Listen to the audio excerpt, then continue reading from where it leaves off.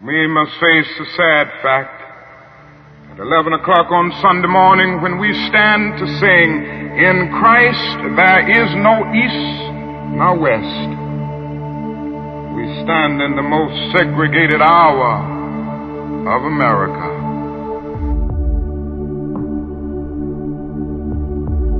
Why do we divide? What is it within our human condition that pushes to see difference more often than similarity?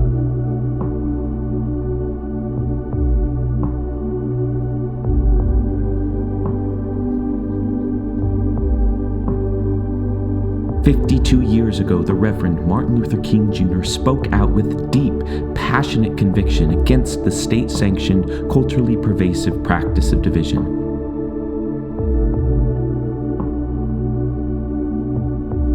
Organized marches and rallies and sit-ins and demonstrations disrupted entrenched, institutionalized segregations and called a nation to be better than its past.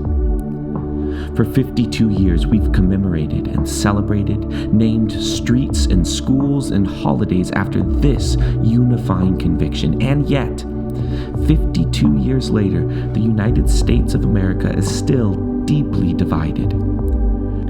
Research shows that on a national level, public schools are just as segregated as they were at the height of 1960s Jim Crow. In some areas, such as Chicago or Massachusetts, the level of segregation has increased.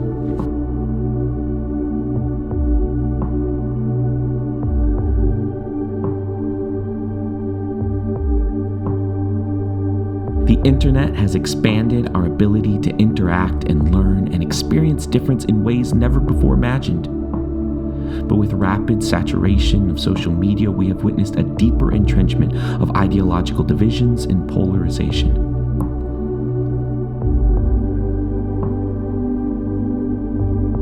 And then there is religion.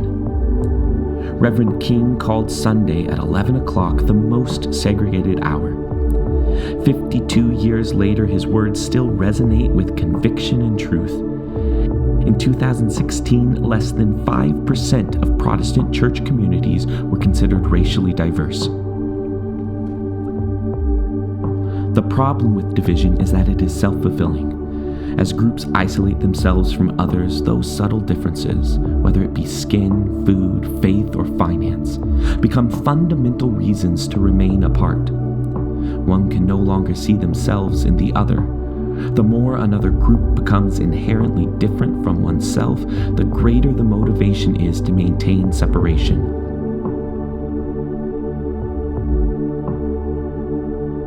The more separate groups become, the more difficult it is to understand and empathize with the struggles, experiences, wants, and needs of the other.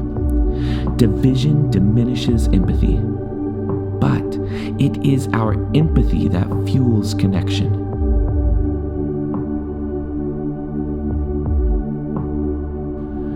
Fortunately, division does not have to be our only direction.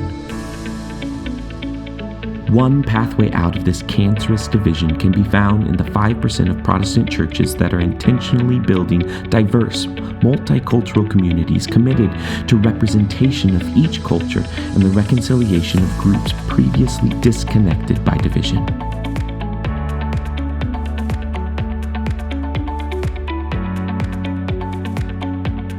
Through the foundation of their faith, these communities are wrestling through the difficulty of difference, and in doing so, expanding their understanding and empathy.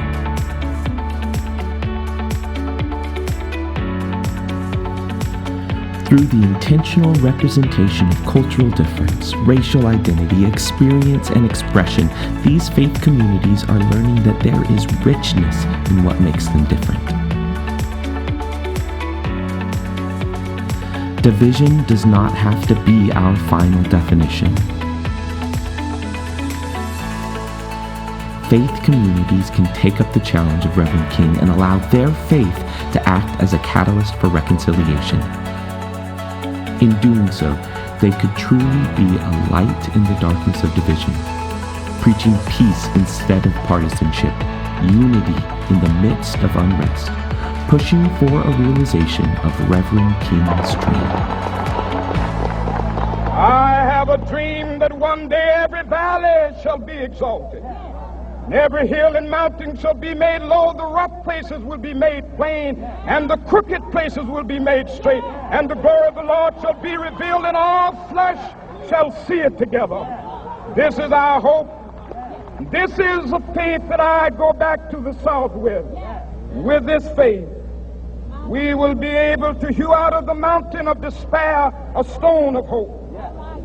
With this faith, we will be able to transform the jangling discords of our nation into a beautiful symphony of brotherhood. With this faith, we will be able to work together, to pray together, to struggle together, to go to jail together, to stand up for freedom together, knowing that we will be free one day. This will be the day. This will be the day when all of God's children will be able to sing with new meaning, "My country, tears of thee. Sweet land of liberty, of thee I sing. Land where my fathers died, land of the pilgrim's pride. From every mountainside, let freedom ring. And if America is to be a great nation, this must become true.